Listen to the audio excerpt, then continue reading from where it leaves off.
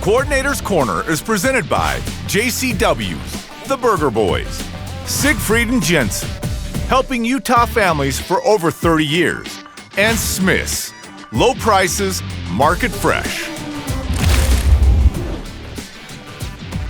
You are in the Coordinator's Corner, brought to you by JCW's The Burger Boys. We're looking back at last Friday night's home win over Oklahoma State. First ever win for BYU over OSU, and it came in the Pokes' first ever visit to Provo. With the win, the Cougs now 7-0, tied atop the Big 12 at 4-0, and ranked 11th in the AP poll. Our second half hour of the show begins now as we welcome in BYU offensive coordinator and QB coach Aaron Roderick. Coach, good to see you once again. Good to see you. Well, with the win on Friday, BYU under Kalani is now 10-2 in the short week Friday night games. What do you think BYU does so well in making that Saturday-Friday turnaround work out so well?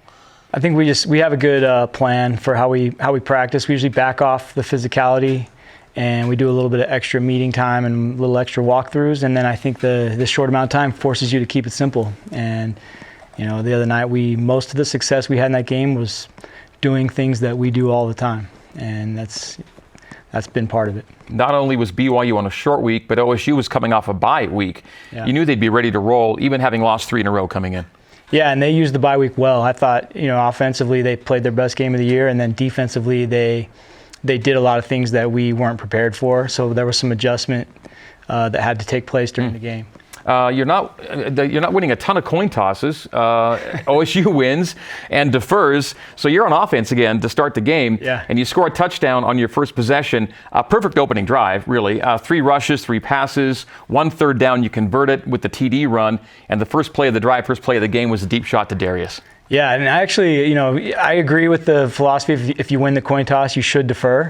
But I don't mind when we don't win the coin toss, because we like to have the ball first for this reason. If we score on our first possession, we feel like we're pretty tough to beat, and we wanted to be aggressive early and had a really nice opening drive to go get a touchdown.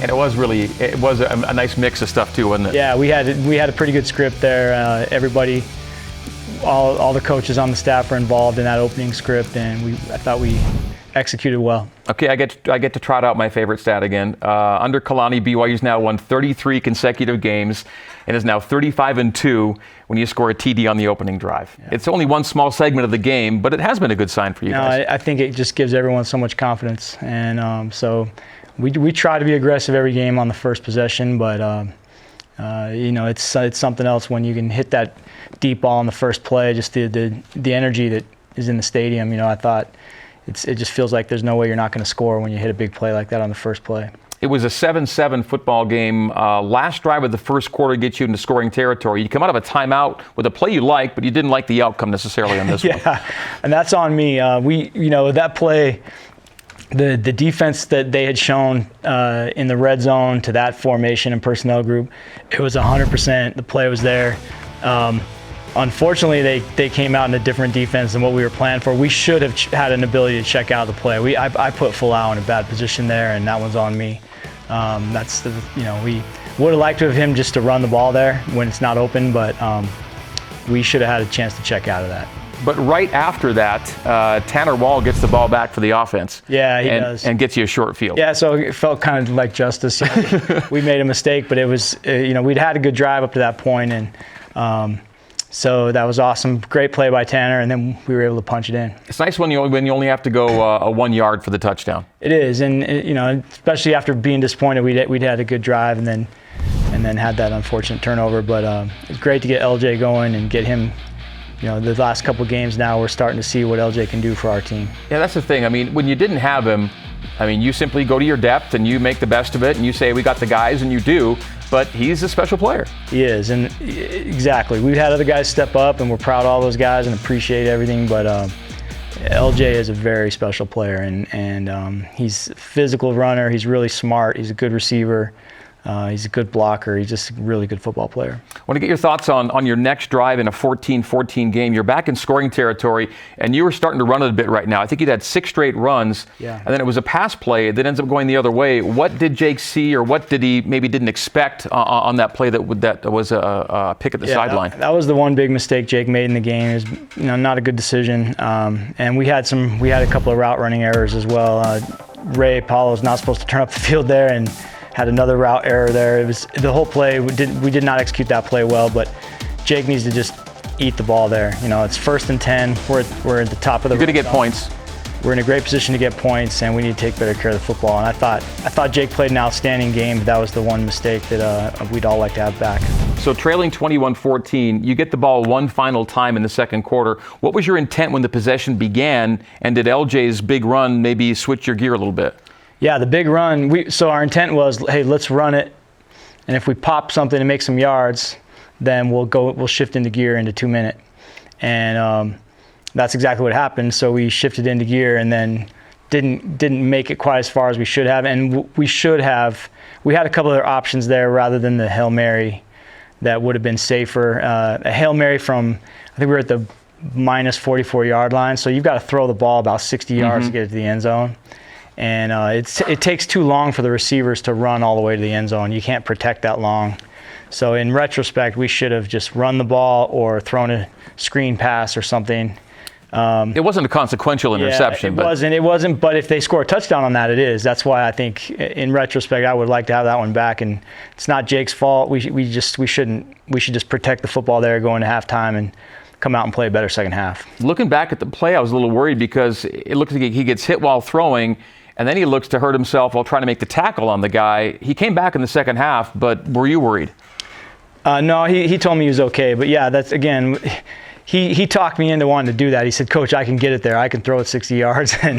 And so, you know, we didn't want to surrender, but in retrospect, we probably should have just played the smarter move. Might have been just to run the football, go into halftime, and regroup. And thankfully, he made the tackle, though. You know, that could have been a touchdown the other way. He did. All right, time for a break. But first, this reminder, you can get ready for BYU and UCF this Saturday with BYU Sports Nation Game Day's expanded pregame coverage beginning 2 hours prior to kickoff at 1:30 Eastern, 11:30 a.m. Mountain Time on BYUtv. When we come back, we'll close the book on the Cougars' wild win over at the Cowboys. As the Coordinator's Corner continues, we're brought to you by JCW's The Burger Boys. Back with more right after this.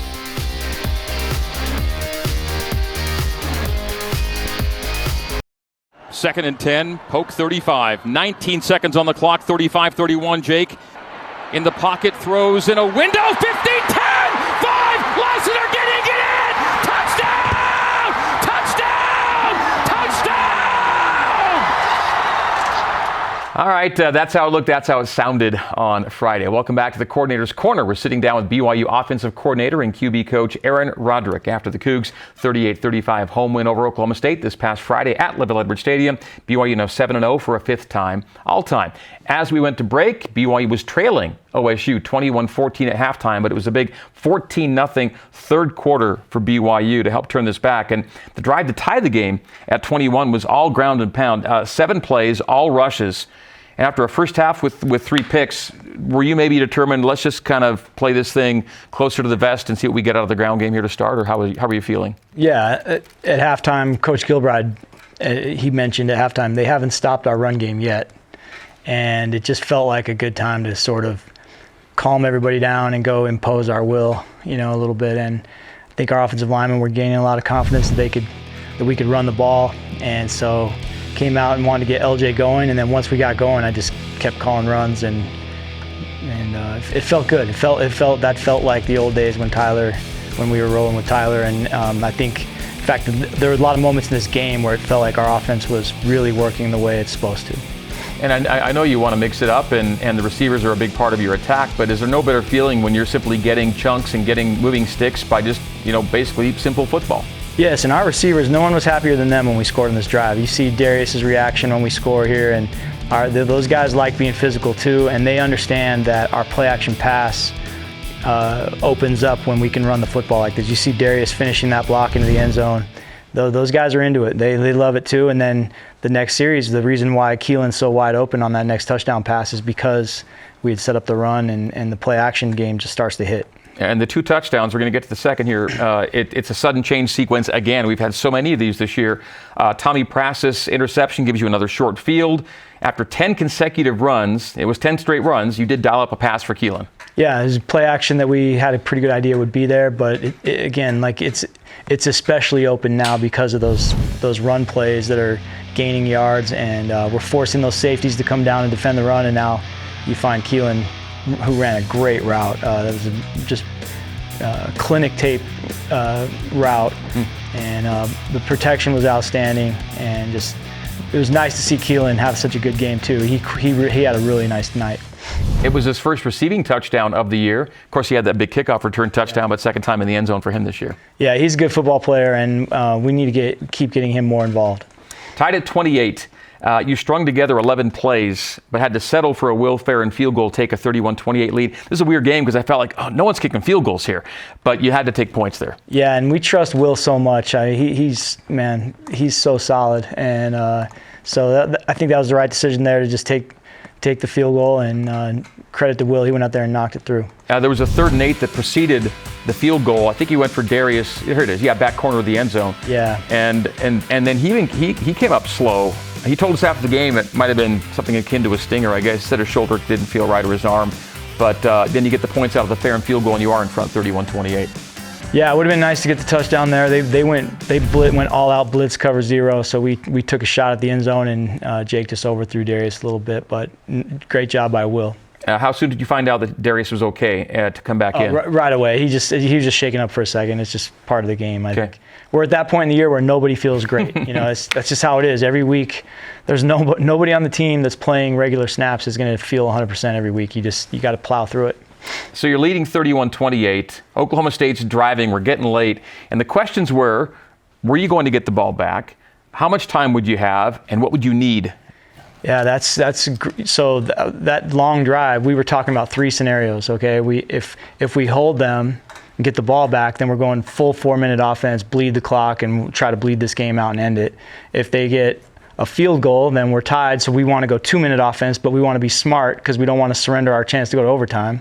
And if they score a touchdown, obviously, then we've got to go full speed, go get a touchdown to win it. And so we were discussing all 3 of those scenarios and making notes for each, and then we had a good amount of time to plan it. That drive took a minute, but we were ready for it though. And then there's also the question of, okay, with our timeouts, what and when, and are we trying to end the game, or are we trying to have time left? That's the other part of it is we had to use our timeouts on defense to preserve time, and which was wise. The timeout we took right before they scored the touchdown was huge, and then they scored on the next play, but we preserved ourselves another 40 seconds. Otherwise we're getting that ball back with like 30 seconds left or less. And so we got it back with 1:13, which was enough. Yeah. And so it's pretty simple now. You only need a touchdown. But let's go through kind of the drive. And it starts with 1:13 on the 4th quarter clock. You need a touchdown to win. We're going to show the plays or the key plays here in the sequence. You can kind of take us through what you wanted to get each step of the way on this one because you had a long ways to go. Yeah, we practice 2-minute offense every week. Jake's been very good at it since he's been here in practice and in games. And this was a big completion here to Keelan. It's basically the same play that he scored the touchdown on. And then this was smart to take a check down, and great job by Darius to get out of bounds. And then, right here, Jake probably could have ran, but I think he made the right decision to throw incomplete. It's okay to stop the clock. And then this was the huge play. This is the ball game right here. 4th and 8. 4th and 8. Unbelievable job by Chase to hang on to that ball. And then, unfortunately, we get tackled in bounds here, so we lose a few seconds. Keanu did his best to get out of bounds. And then this was a huge play, too, because everything here would tell you to get out of bounds. And for Jake to have the instinct to see that space there that he can run for this. He gets 20 more yards. All the rules tell you here, go out of bounds. But that cut got us another 20 yards. And then to slide and get down. And then he handed the ball to the official, which also saves a couple seconds. And then this play is the exact same play we ran on the last play of the game against Coastal Carolina when Dax Milne got tackled on the 1-yard line.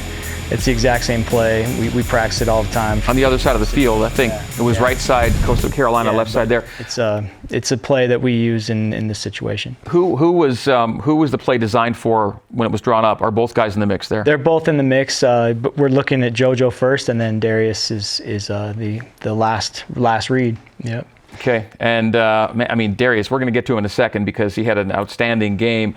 But and I think Booth Camp kind of caught the reaction of all the coordinators at that moment. You're always so cool up there.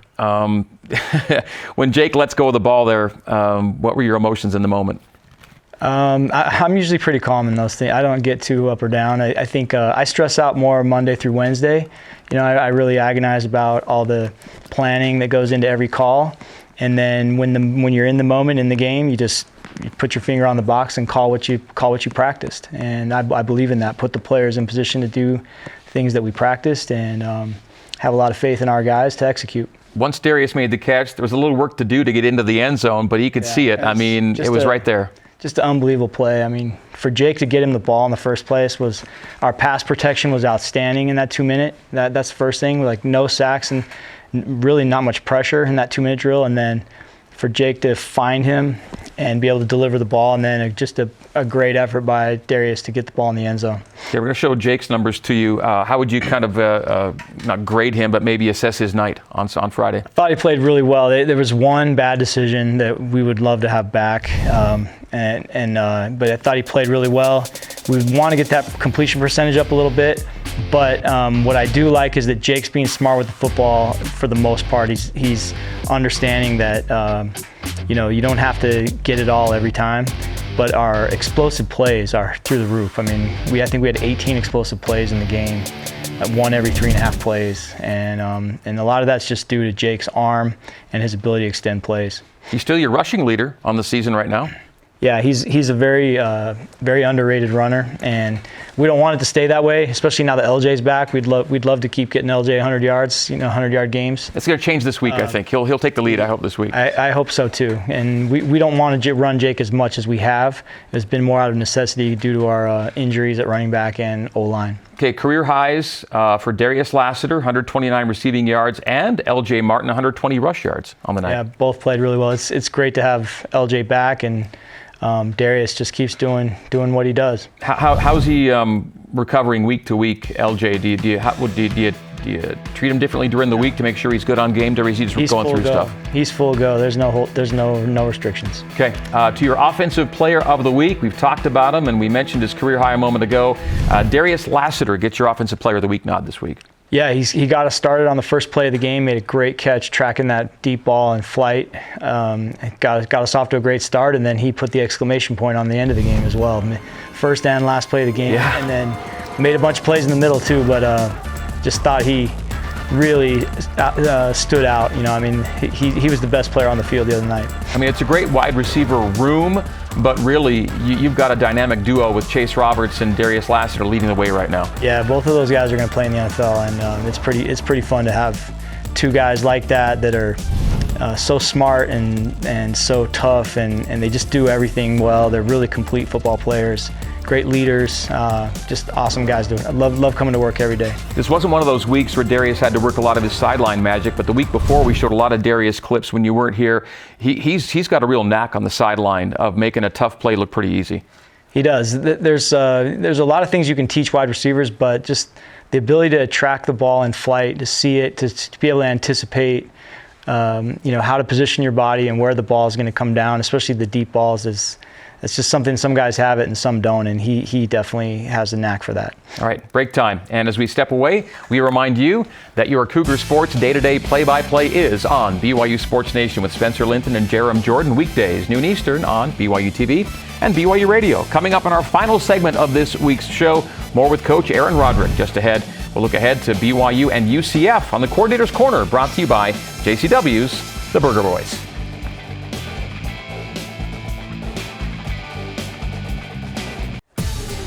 We're back in the Coordinator's Corner, brought to you by JCW's The Burger Boys, final show segment. And we're talking with BYU offensive coordinator and QB coach Aaron Roderick. He and the Cougs getting ready to go to Orlando to face UCF on Saturday. BYU going in ranked 11th in the AP. Cougars record, of course, 7-0 overall, 4-0 in league. The Knights are now 3-4 overall and 1-3 in conference. Couple personnel notes. First up, Sonny Makasini was available for you, but you gave Austin Liusa another start at right guard. But the fact that Sonny's back and available is helpful, isn't it? Yeah, it is, and we'll find out this week how healthy he is. He was able to play in the game if we needed him, and we're hoping he's even better this week. And we're going to sort that out in practice. In the meantime, we continue to give kudos to Bruce Mitchell at center, who's doing a great job while Connor Pay gets better. Yeah, doing a nice job, and super proud of Bruce. Okay, in fact, the tackles almost never get mentioned, which I guess is a good thing. But man alive, Caleb Etienne, the guy you call Tree at left tackle, and Braden Kime at right tackle, they've been kind of every snap guys for you this year. They are playing great. And we've had some really good play at offensive tackle in the last 6 years. And those two guys are playing as well as anybody that's played here. And just the fact that our pass protection is outstanding with those two. They're both so long. It's so hard to get around them, and then they're both being physical in the run game, and just love those guys. Yeah, 6'8" at left edge and 6'9" at the right edge. All right, thoughts on UCF? Man, they had that game at Iowa State kind of under control. Gave up a 2-touchdown lead and the game Saturday night names. Did you watch that one live, or is it all just on film after? I did. I had the rare opportunity to watch the whole game. It was live. Fun. Saturday was maybe the greatest day of my life. Sat at home and watched college football like a normal fan. Enjoyed that game very much. Two really good football teams. Obviously, Iowa State's a good team, and UCF was the better team for most of the game. They had a great chance to win, and didn't pull it out. But I think they're very talented. They have a lot of speed and size. They're a big defense with a lot of speed, and I think they're a much better team maybe than their record shows right now. They've lost a couple heartbreakers. You got a 50% day on third down against Oklahoma State, and they're 106th right now in third down defense. What's challenging their defense right now that way? Well, I think it's a little bit of feast or famine. They've given up some plays in the passing game, but they intercept the ball. They have 9 interceptions this year, and a lot of that's due to their pass rush. They can get after the quarterback. I think they get pressure on the quarterback, and they force some errors and get interceptions. And so, they present some problems for sure, and we have a lot of respect for them. Mid-afternoon game, Eastern time on Saturday afternoon. Practice travel routine for this week with going all the way to the East Coast? Yeah, we're going to travel on Thursday. Whenever we go 2 time zones, we leave a day earlier, and so we'll practice here and then travel out there Thursday. Okay, in the final 30 seconds we have left, Coach. 7-0 and ranked 11th, and you know how it gets this time of year. Certain things come into play when you're 7-0. But this team's mentality in handling all of that, or paying attention or not? Just win this game, and that's been our mentality all year. Is just block out everything else. Don't listen to anything, good or bad. When at the beginning of the year nobody thought we were any good, don't listen to that. Now some people are starting to think we're pretty good. Don't listen to that either. Just focus on winning this game. It's a one week season every week. Super Bowl 8. All right. That's what we're thinking of it like. I love it. Great. Best of luck to you this week, and we'll see you in Orlando. Good. All right, thank you, Coach. That's Coach Aaron Roderick, and that'll do it for Week 8 of the Coordinator's Corner. For Coaches Hill and Roderick and our entire crew, my name is Greg Wrubell. Thanks for tuning in. We'll see you next week. Go Cougs!